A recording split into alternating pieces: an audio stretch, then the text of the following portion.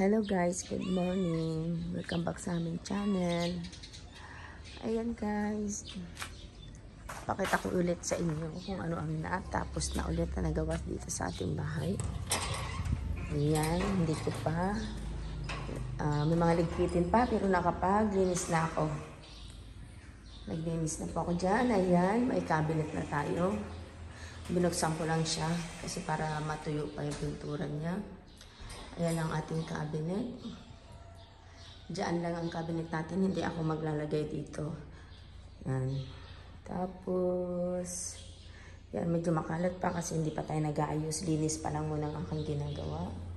Sa ngayon, ito ay, ayan, yung gaya nga lang sabi ko sa inyo dati, lalagyan ko siya ng takip dito sa ilalim.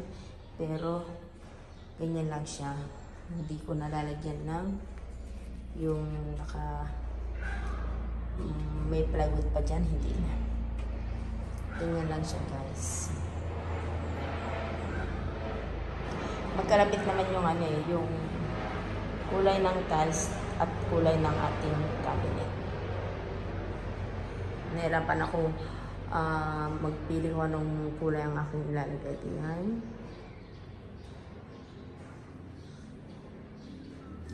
Tapos, bibili, ito lalagyan pa natin dito ng pinakaano niya, patungan dyan sa taas niya, yung sa pinakagitna. Ano bang tawag doon?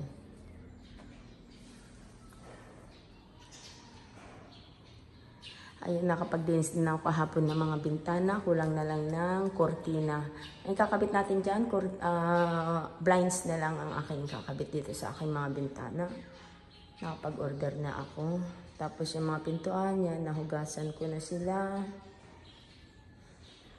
Ito ang aking na-order na blinds, kulay puti. Pinakakabit ko sa kapatid ko kasi titignan ko kung kulay puti ba. Dalawa na kasi yung nabili ko eh. Kulay puti ba o kulay light brown ng ating ilalagay dyan sa ating bintana na blinds. Tapos nakapaglagay na rin tayo dyan ng lagayin ng ng TV stand. Yan. Gawa lang ng aking bayawyang TV stand. Tapos yung mga cabinet din, siya rin ang gumawa ng mga yan. At saka ito. Yan yung ating storage na sa ilalim ng hagdan. Siya rin ang gumawa yan. Tapos yung ating mga wall fan, hindi pa naikakabit. Siguro isahan na lang ang kabit. Pag naikabit yung blinds, sasabay na lang siguro dyan. Tapos guys, ang ating banyo ito, yan, nalinis ko na rin. Last week nalinis na ng kapatid ko kasi dito na siya naliligo. Tapos ngayon, kahapon nilinis ko ulit kasi dito rin ako naligo.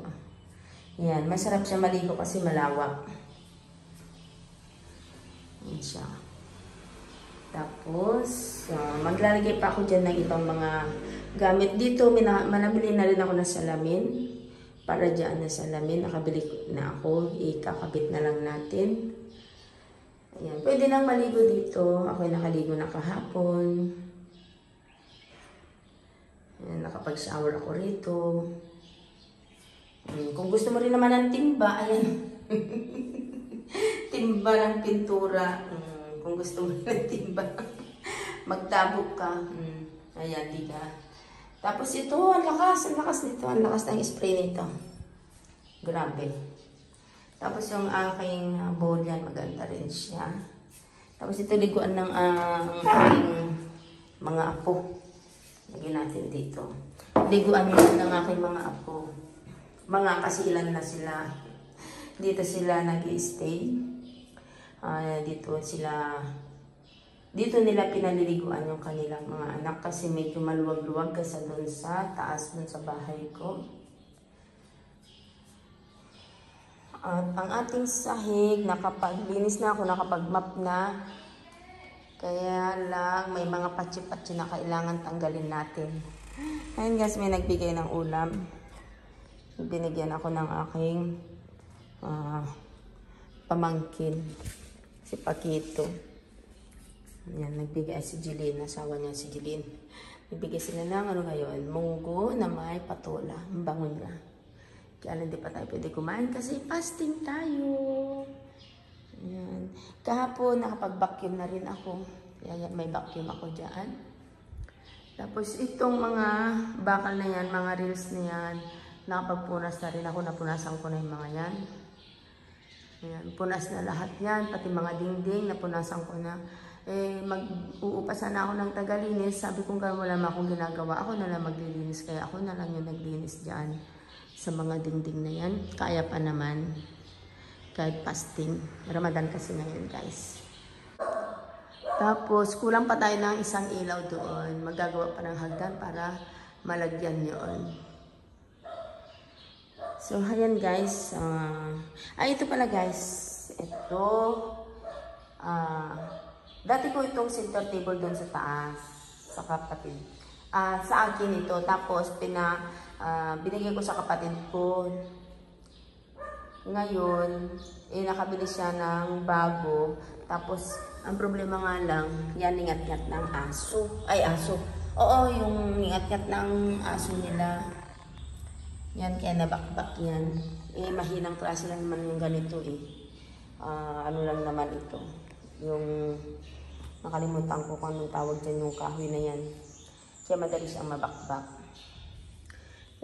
Sabi ng kapatid ko, huwag ka nang bumili. Ibalik ko na lang ulit yung dati mong binigay sa akin o pinahiram sa akin. Sabi niya gano'n sa akin. Kaya yan, binalik niya sa akin.